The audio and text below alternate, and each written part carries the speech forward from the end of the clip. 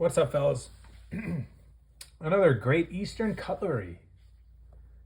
This one is really nostalgic, I would say, for me. Goes back to the days where I was kind of getting into Great Eastern Cutlery. This is the GEC 66 calf roper with a nice clip main blade and a nice pen blade secondary. Been using this thing a lot. This is for years. This was like my go-to pocket knife. Still use it a lot, but it's not as it hasn't been in my rotation as often recently. But the walk and talk on this thing is amazing. It just has, it's very, very smooth and tight at the same time. But this is the GC calf roper. See on the back here. 661214. So it's a 66 pattern. The main blade is a clip. There are two blades, and this was produced in 2014. You can imagine. So I've had this thing for a while, and I really love it. It's I think it's 3.5 inches, 3.5 inches closed length. It's just a beauty. It's Gabon ebony covers. This is their Titty line. Gabon ebony covers, hot dog shield, two bolsters, capping this thing off, nickel silver. It's just a do-all. I really do like it. It keeps a very nice edge. The back spring's looking pretty good after all these years. No gaps, I don't think. That looks like a gap, but I don't think it is. No gaps. It's just an awesome knife.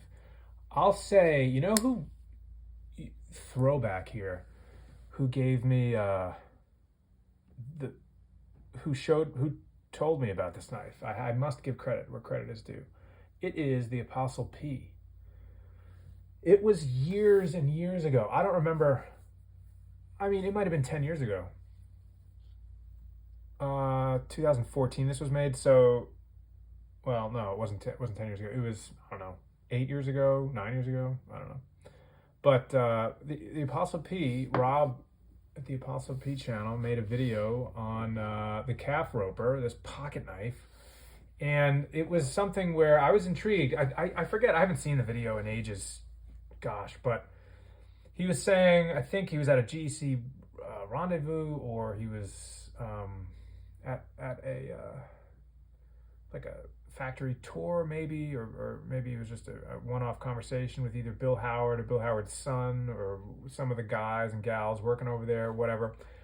He just shared a story, I hope I'm getting this right, where this knife was actually one of the favorites of the GEC factory people, where apparently, like the 15, you know, the boy's knife is I guess the quintessential pocket knife, the quintessential American pocket knife.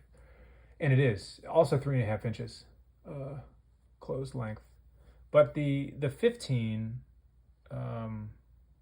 rather the 66 pattern was this connoisseur's type knife, and it was for those who had a deep appreciation for the craft of pocket knife cutlery and how these things are put together, and maybe just a few things that set it apart from the 15.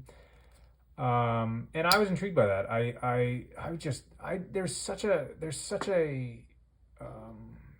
There's just something about these little knives that I remember seeing that video and just thinking, man. And he was like, there's a couple left. Gone are those days. But there's a couple left, you know, pick one up if you like it. It's like just a very well-made knife. And I was like, you know what? I'm going to do that. This was an early pocket knife for me. This was an early GEC knife for me. And so I picked it up. And so some of the things I think that do set this thing apart, not necessarily apart as if it's better than a 15, but just something that do set it apart, are that this is a serpentine pattern, right? So it's not a straight pattern like a 15 would be.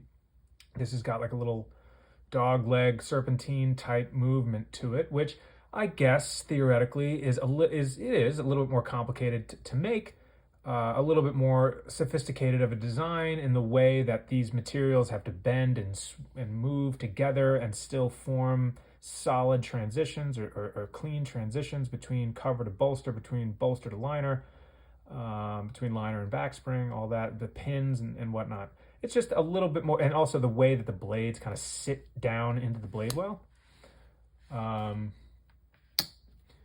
It's just, things have to be dead on, and GEC is known for putting out products that are dead on.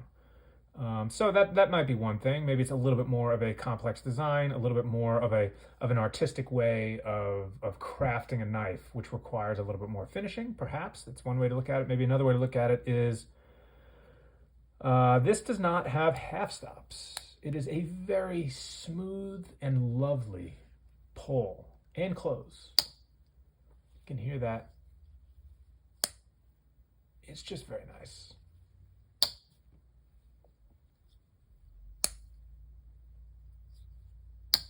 It's just great. Secondary, very nice. Very nice. Snap, open, and closed. So it just makes, so without the half stop here,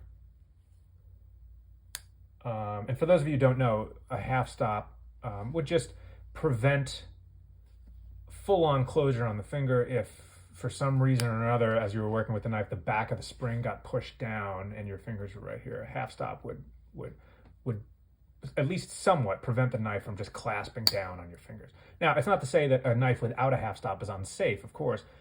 If you look in to where the tang is of the knife, what creates that half stop is just how the tang is shaped, So a 90-degree tang in there would create something, friction, for this thing to pop in place right here, and then you would move it open like this. So this tang in there is rounded, creating a more smooth and nice pull. I like them both. I don't love one and hate the other. I like them both. I think that was just Rob at Apostle P's way of saying it's it's just more of a little darling, in the way that it opens and closes. It's still very strong, very well put together, very can stand up to whatever work for a pocket knife that you would need to do with it.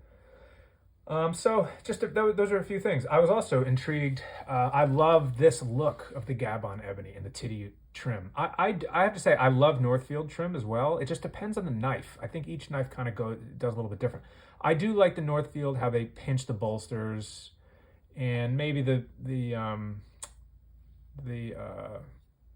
pin would be or the hot dog shield rather would be, I don't know, more elaborate or something like that. But I just think that this looks so cool with the Gabon ebony, 2 bolsters, 2 bladed, very well done, very well finished. If you look at the hot dog shield, it's perfect.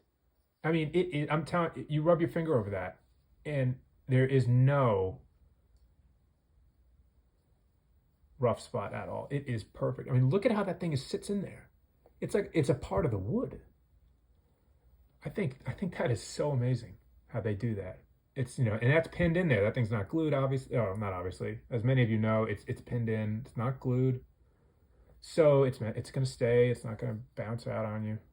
It's just. The Gabon ebony is still nice and dark after all this time. I mean, you can see how this thing's been used.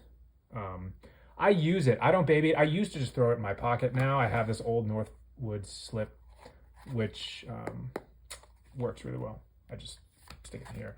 Although I'll say that it just works really well. And this leather has kind of like molded to this shape of this knife. So this knife and this slip go well together. I'll say though, if you keep the knife in a slip for a long time, not advisable. Don't store your knife in there. I don't store this knife in there, but when it does live in here for a while, which bolster is it? It's one of these bolsters, might be this one. It's, you know, the tannins in that leather can kind of contribute to the aging process of the knife. This can be flitzed. I'm not going to flitz it, most likely, you know, or polish it. I'm just going to let it be. I think part of the charm and the allure of and beauty of these knives is how they change, how they age, how they oxidize, how they patina. They just become more and more of your own. They become a tool, and if you take care of them, they age with grace, I think. So really beautiful. I just wanted to share this knife. I love this knife so much. Still sharp. I sharpened it recently.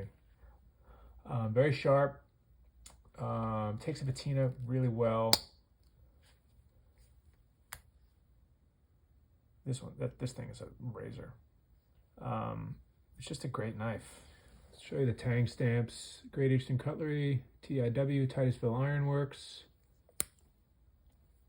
Nothing on that end.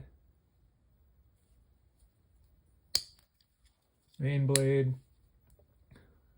Titty Ute. Made in the good old USA. And then this side you saw 66 1 2 14. Awesome. Just love it. Maybe what I'll do is get some other, maybe a 15 out next time and kind of compare, put it next to it. I mean, I'm pretty sure it's the exact same length, overall closed length of 3.5 inches. But just a beauty. I love it. GC does such amazing stuff. And I just have a lot of memories with this knife. Going apple picking, going hiking, going to work, doing all kinds of things with, with this knife. It's just becomes a friend after a while. One that I hope I will pass down to my kiddos. Well, thanks, guys. Let me know what you have. If you got a 66 calf roper, do you like it? I'm sure you do. And I'll catch you on the next one. God bless.